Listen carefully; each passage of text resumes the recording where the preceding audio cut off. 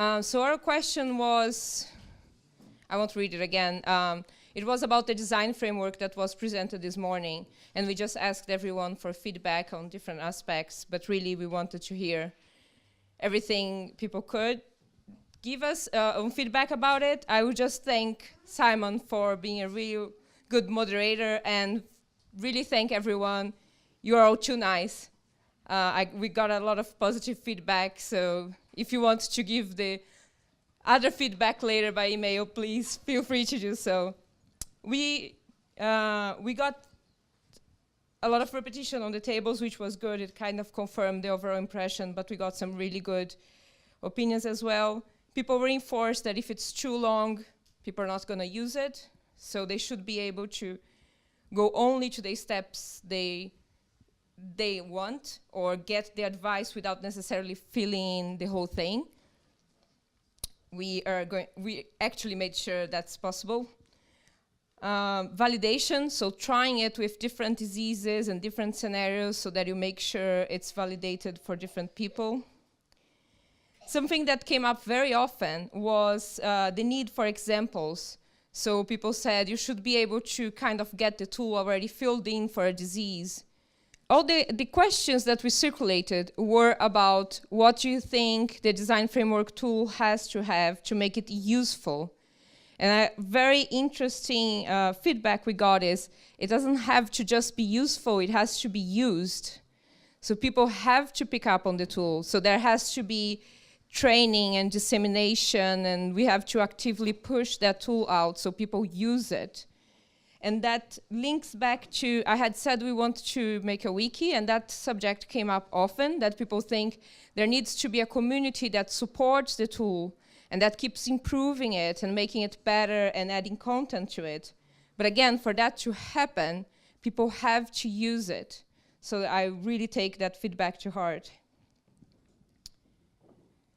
When we thought of developing the tool, one of the challenges about putting it online was if people were going to trust that their information was secure with us, that it was not going to be seen by anyone else, not even RISKSUR. We were very worried that people wanted their privacy respected and they want their information to be kept confidential. But I got a lot of feedback of people saying, but maybe I want to publish it. Maybe I use it for communication. Maybe I'll start tweeting the surveillance I make. So I got feedback that people maybe should have the option of, if they're using this tool on the web, of making their surveillance design public so that other people can refer to it, maybe to communicate or maybe to get input from other people about how it could be improved. I thought that was really good as well. We asked you whether there were any disease-specific things that needed to be accounted for. And I think the feedback was, no, we're moving away from disease-specific things, but people were very concerned about surveillance objective, specific designs, and most importantly, how can we cope with multiple objectives? So we're taking that into consideration. Right now, we kind of accept that it's really hard to build a tool that can take into account multiple objectives. So it's a limitation currently that you have to take into account one objective.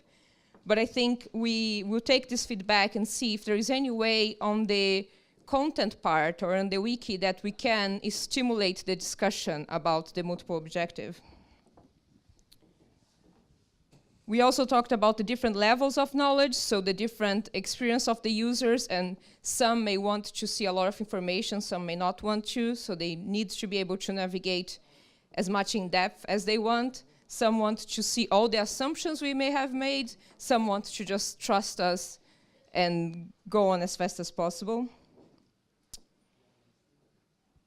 And people also mentioned that it's not just about help and guidance on designing surveillance, but it's also help and guidance on using the tool to design surveillance. So making sure we have good help functions and good training for how to use the tool, which is linked to a lot of the things we said before. So I think it was, yeah, very good feedback. Thank you all for that. Thank you for your time thinking about those things. And if you think of anything else later, please just email us. Okay, so question number 4, we had 2 parts. So the first one was, we claim that evaluation should be an intrinsic part of any surveillance system. Do you agree or disagree? So we get a very big yes. No. So, no, we had globally everybody agreed. And some were like really agreeing straight on, and some would say like yes, but it would depend at which level, internal, external, detailed, simple. So just to give you an example, so there was discussion of the fact that evaluation might not always be possible, and the criteria used might vary according to its feasibility. The different levels of evaluation needs to be considered: basic evaluation using performance indicators, internal evaluation, or evaluation of a complete system, which could be more complicated. Economic evaluation was even seen more complicated. And sometimes people say there was no point to do an extensive evaluation according to the different situation and context. So I'm summarizing all the group discussion, and I'm not saying which group said which what. So, but globally, everybody agreed that surveillance should be evaluated, but maybe economic evaluation might not always be needed, but it could be very interesting to advocate for changes in surveillance. So that was repeated many times. Again, this qualitative evaluation, which is possible, but everybody mentioned that there is no need to do an evaluation for the sake of evaluation. There is a need for a clear purpose and clear evaluation objective to ensure doing the right thing. Another important point of the evaluation to inform trade and trading partners, and to ensure trust in the surveillance outputs both ways. And definitely everybody say that this should be part of the surveillance design from the beginning, not after planning and implementation.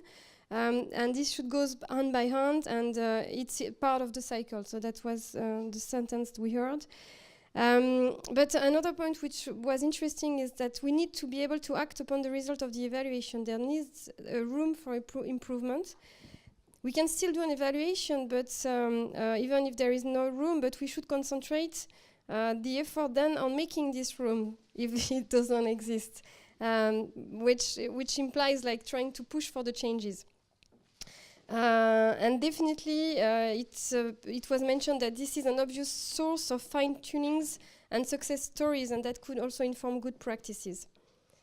So the second part was about the characteristics. So what characteristic of a surveillance system or the surveillance context define the evaluation scope and frequency, such as we gave example, objective, duration, history, international disease situation. So definitely the ones that were listed were also agreed. Disease situation was highlighted many times, and that could be at every level, locally, neighboring country, internationally. And this links to the trade and globalization. So it was interesting because the definition of international varied according to the member states. Outside the EU, some people considered international outside the EU, but some people considered international the neighboring country, even if it's within EU.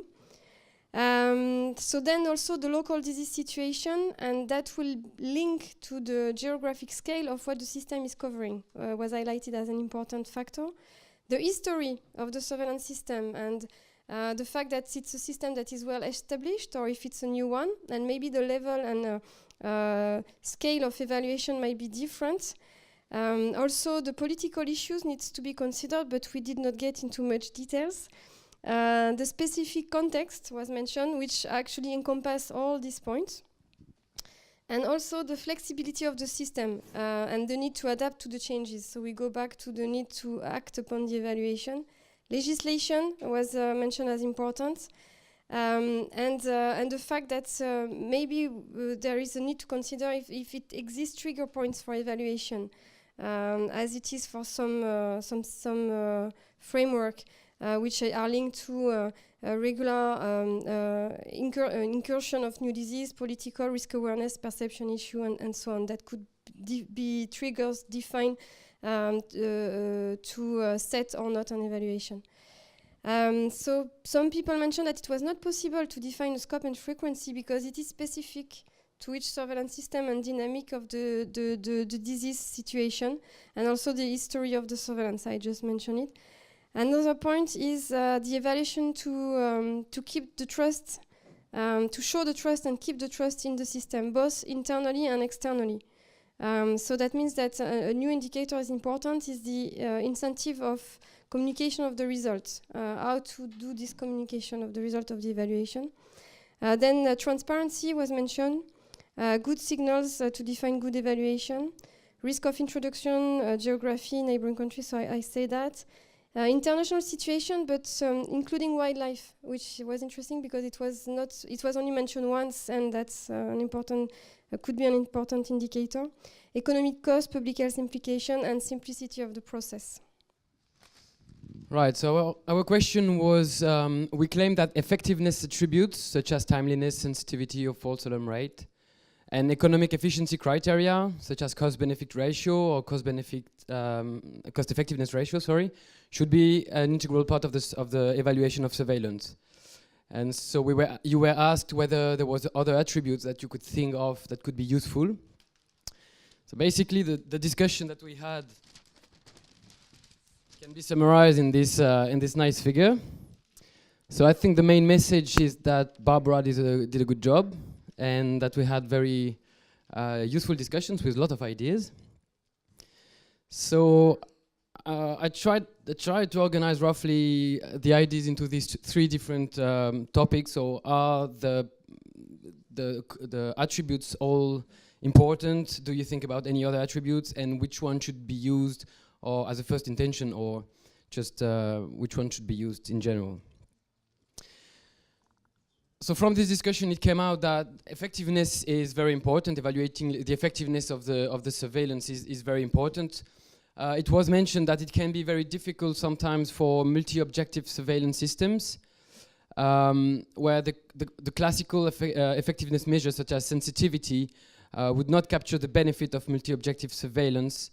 So for example, some farmers may benefit from this multi-objective surveillance system, although they reported for just a specific disease, for example, or a suspicion.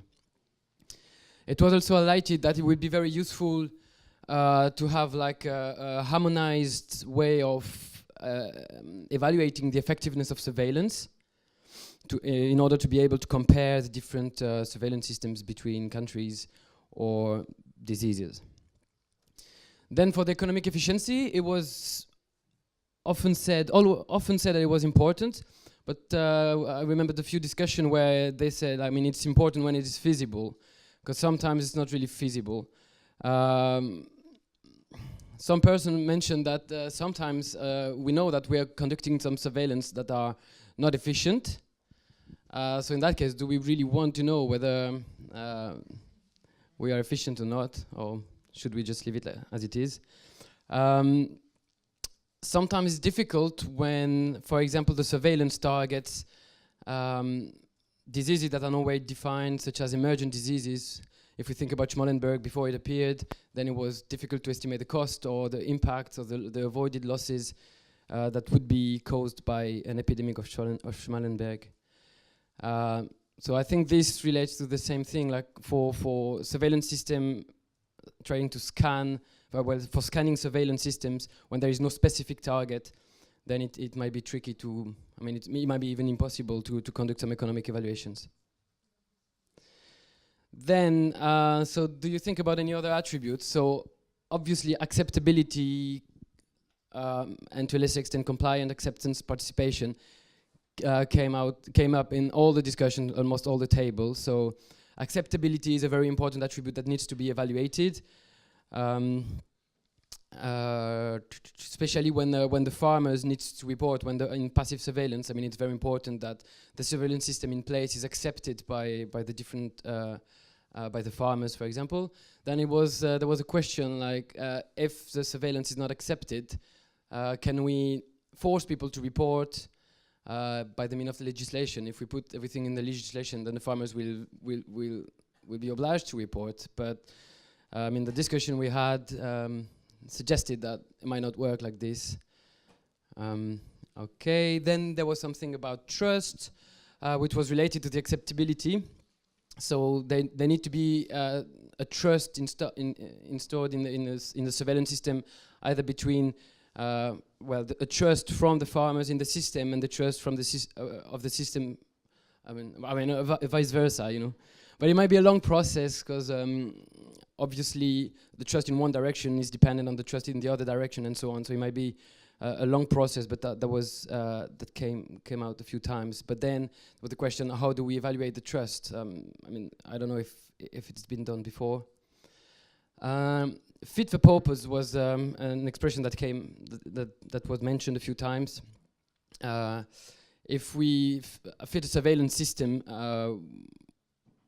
for objectives that are accepted by everyone, then everything would run smoothly. So this relates probably to the acceptability and all the other attributes that I mentioned in the first bullet point.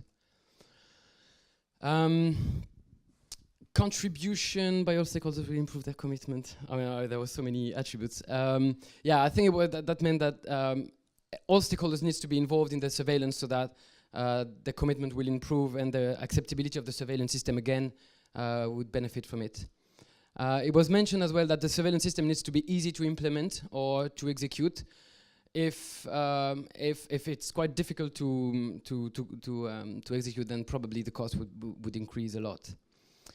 Right, who is paying, who is benefiting? So try to find a good balance. I mean, a good surveillance system would be a surveillance system where there is a good balance, allowing the surveillance system to be sustainable. Right, I think I don't have much time, right? Okay. Right. Yeah, okay. I think, yeah, one last thing was a question that we tried to ask was if we want to evaluate the surveillance system, do we have to evaluate first the structural attributes, so how the surveillance system is managed, how is it, the organization of the surveillance system? Should we evaluate this first, or should we evaluate effectiveness first? And I think it came out from the discussion that effectiveness should be, well, that was different positions, but it seems that often effectiveness needs to be evaluated first, and if effectiveness is not good enough, then probably the evaluation of effectiveness could inform which aspect of the structural attributes could be evaluated in further details. Right, I think I'm done. So our question was, which of the following statements is most in line with what you consider the role of economics to be in the decision process regarding strategic choices for animal health surveillance and control programs?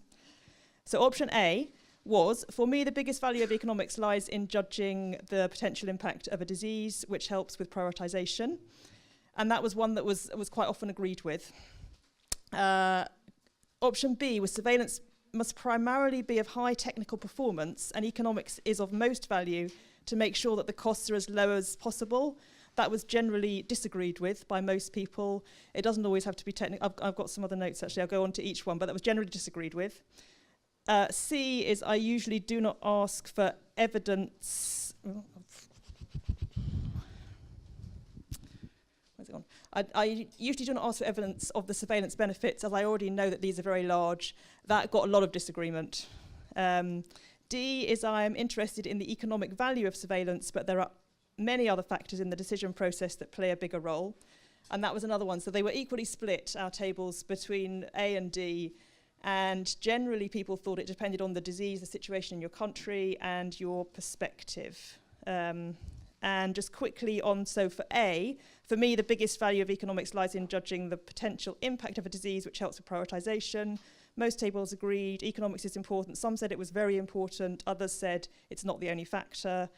It's important for countries with a large agricultural industry. This is basically saying economics is very important. But some people disagreed with the fact that it helps mainly with prioritization and thought it was also important for other things.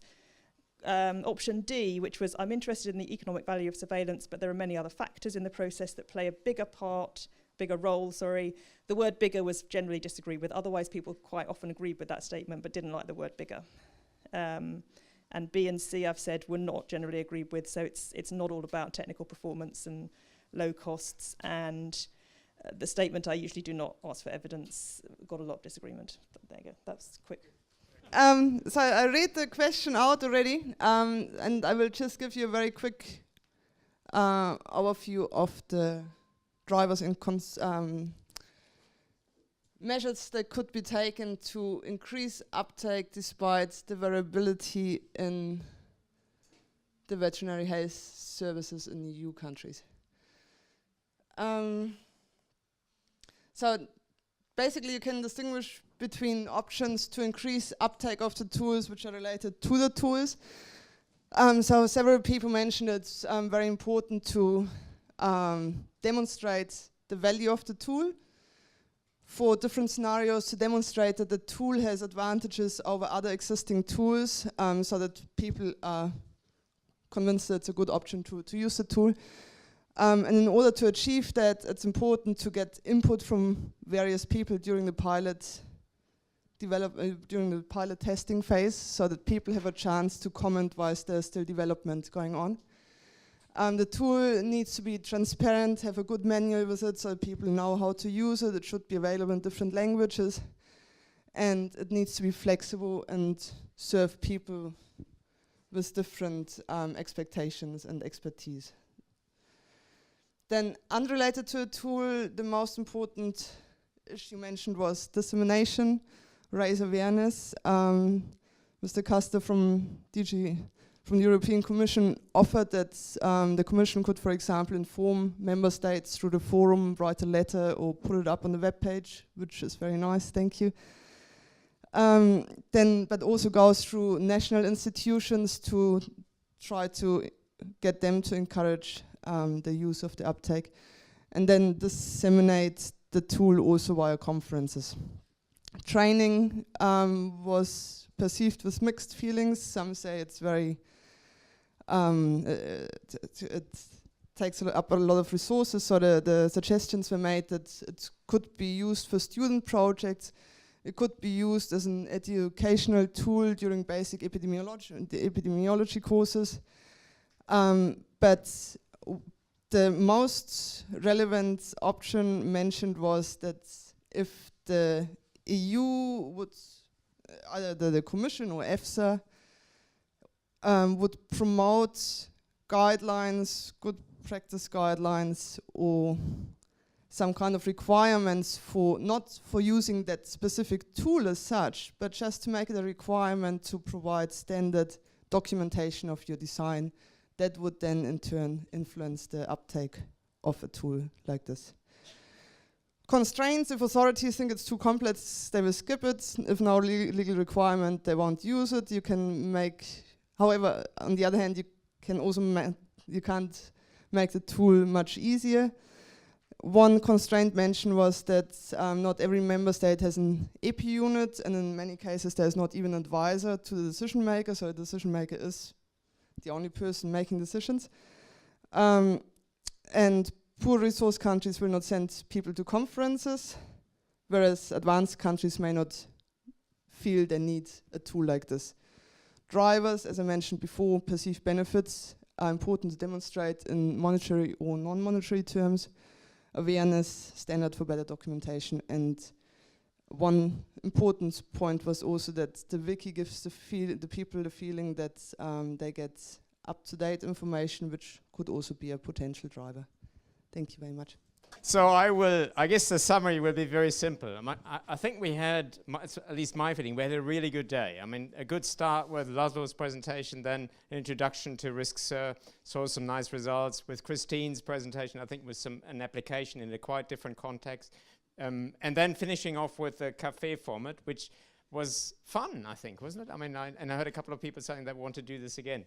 Now, I guess the skill is in sort of extracting the information that was collected during the day, and it's a bit of a tough call on the operateurs to then summarize what was said in a very short time period. So we will entertain, aren't we? I mean, there's a purpose to all this here. There'll be something that will be summarized, a document that will summarize the information that was collected during these discussions.